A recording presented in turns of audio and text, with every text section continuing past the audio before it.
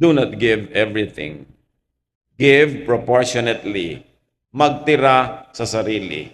Pag naliligid ka ng mga ganitong tao, lagi silang wala, ikaw yung meron, uubusin nila, bukas pare-pareho na lang kayong wala. Hayaan mo na lang sila wala, ikaw meron.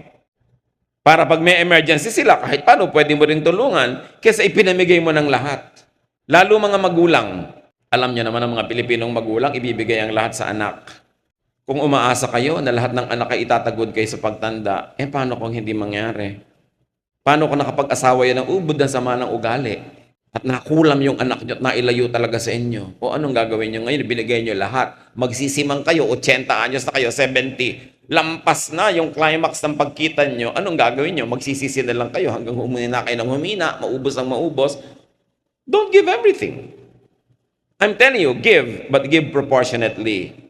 May itinatabi ka.